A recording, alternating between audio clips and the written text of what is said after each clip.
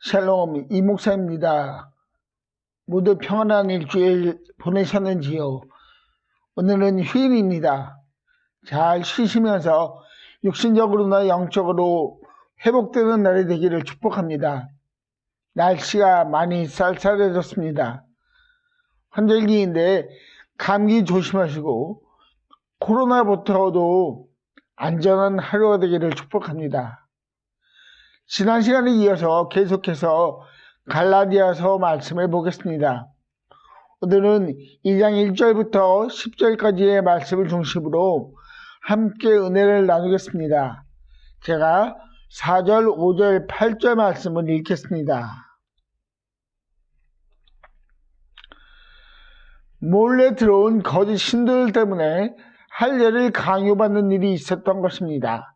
그들은 우리를 노예로 만들고자 하여 그리스도 예수 안에서 누리는 우리의 자유를 엿보려고 몰래 끼어든 자들입니다.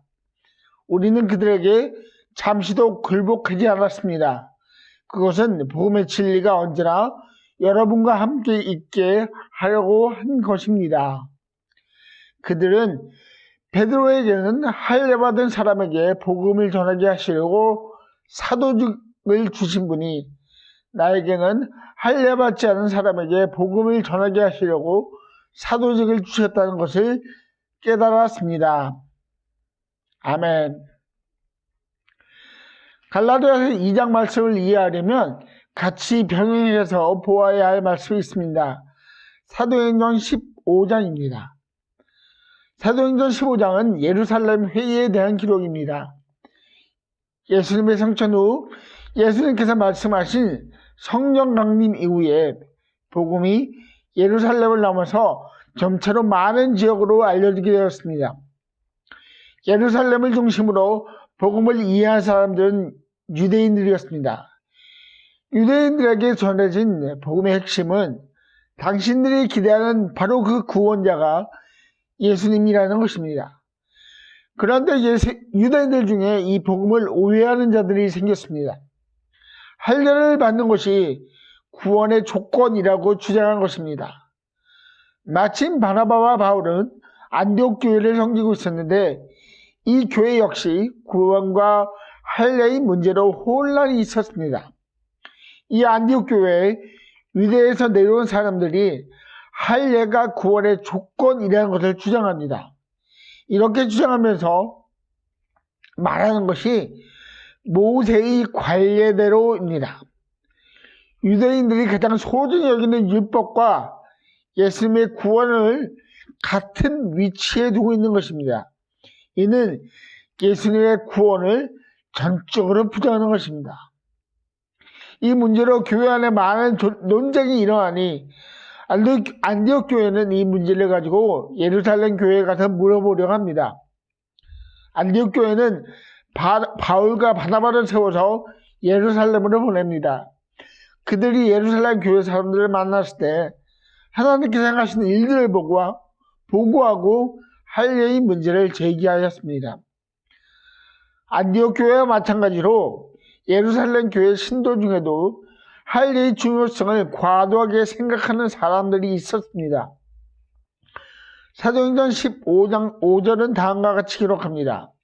그런데 바리새파에 속하였다가 신도가 된 사람 몇이 일어나서 이방 사람들에게도 할례를 행하고 모세 율법을 지키도록 명하여야 합니다 하고 말하였다.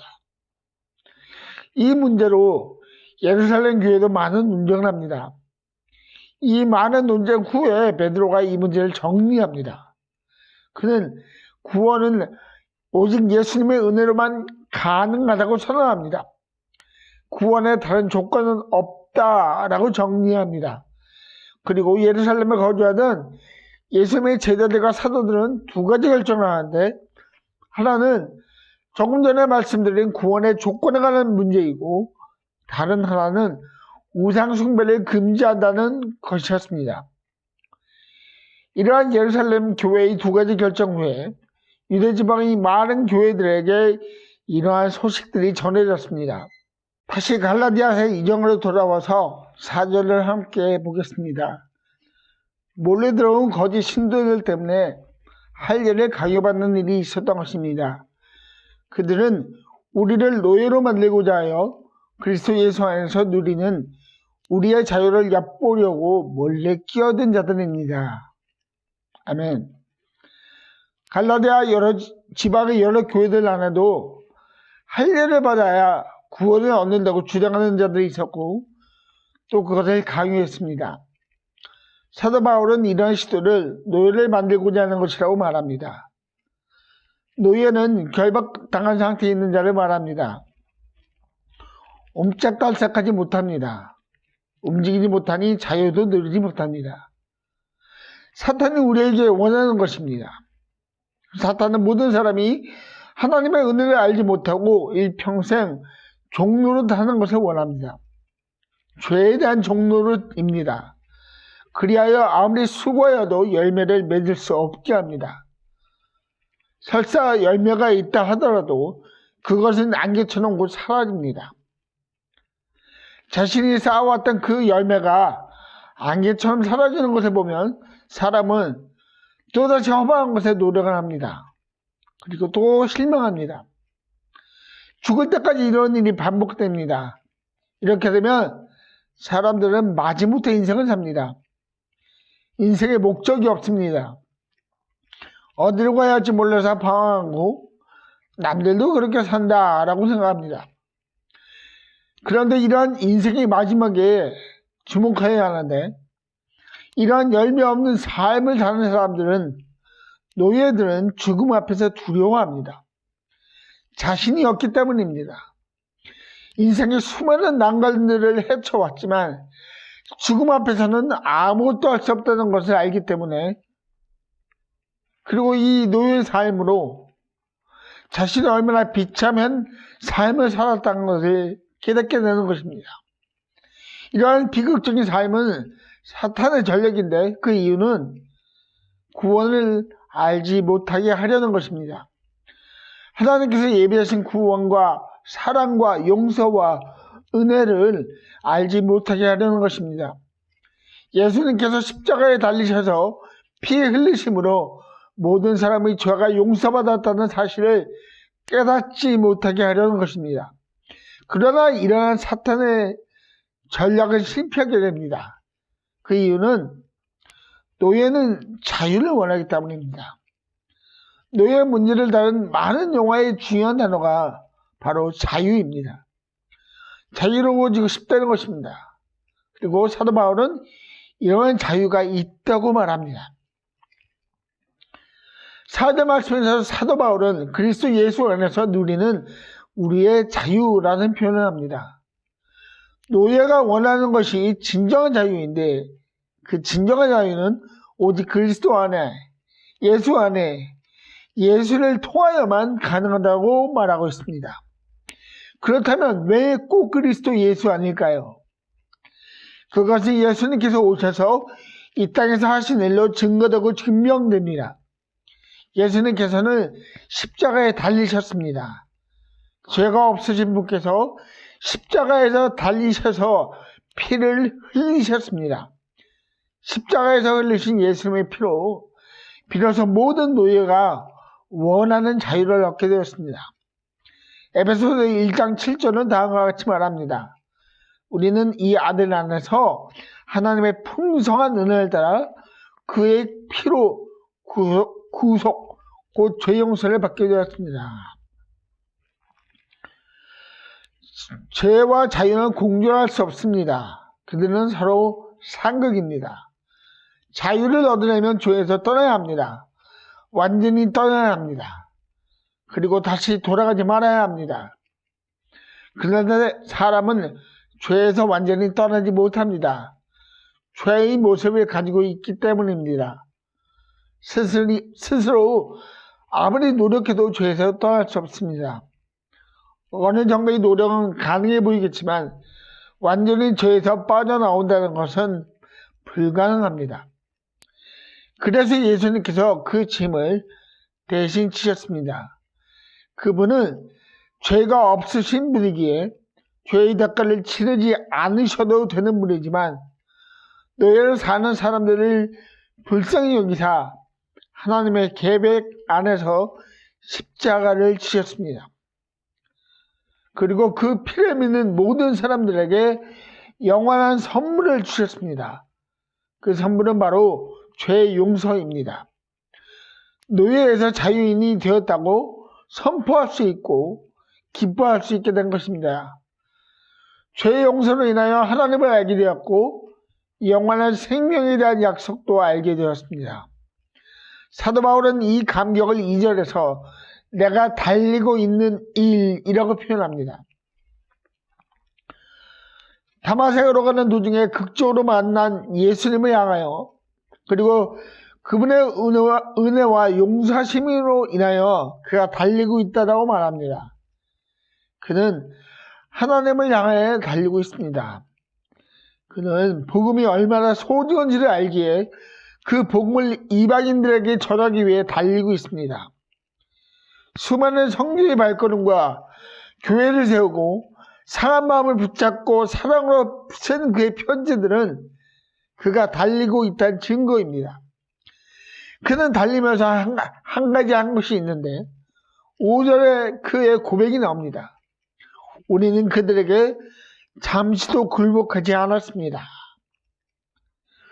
우리는 사도 바울가 복음을 믿는 자들을 말하고 그들은 할례가 구원의 조건이라고 말하는 거짓 복음을 전하는 자를 말합니다.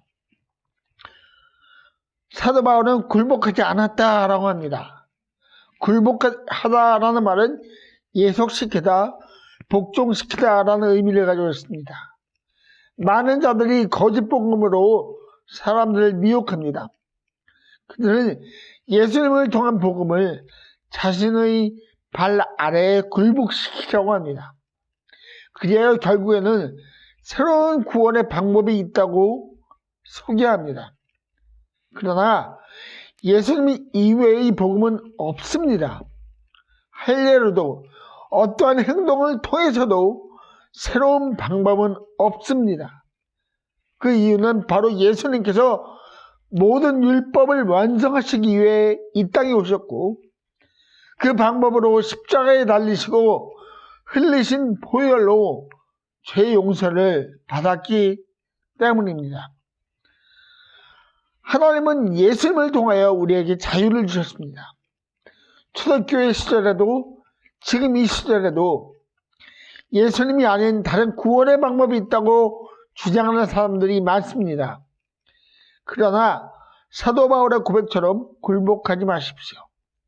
그들은 자유를 뺏어서 노예로 만들려고 합니다.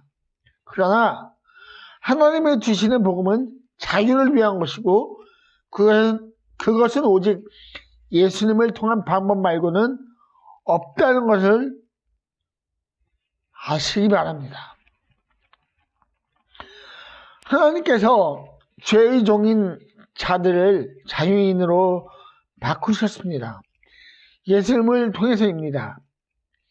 이러한 변화에는 하나님의 계획이 있습니다. 하나님은 단순히 노예를 자유인으로 바꾸신 것으로 하나님의 자녀들이 만족한 것을 원하지 않으십니다. 7절 말씀 함께 보겠습니다. 도리어 그들은 베드로가 할례 받은 사람에게 복음을 전하는 일을 맡은 것과 같이 내가 할례 받지 않는 사람에게 복음을 전하는 일을 맡은 것을 알게 되었습니다. 베드로와 바울 사도가 예루살렘에서 만났습니다. 그들 서로는 자신이 만난 예수님에 대해 함께 이야기했을 것이고 예수님의 약속처럼 복음이 어떻게 확산하는지에 대해 흥분을 가지고 이야기하였을 것입니다. 그러한 이야기 동안 그들이 깨달은 것이 있습니다.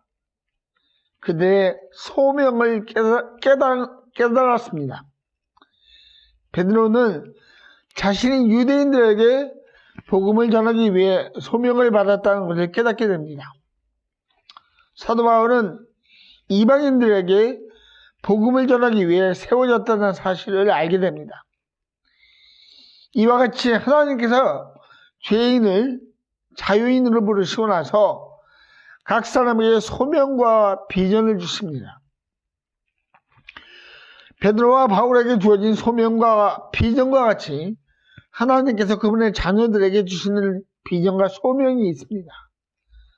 사도 바울은 에베소서 4장 11절에서 이것을 설명하는데요.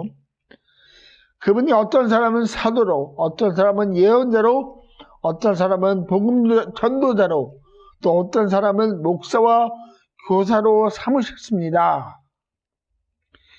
이 구절을 통해 이해할 수 있는 것은 교회 공동체 내의 모든 직분은 하나님께서 주시고 세우셨다는 것입니다.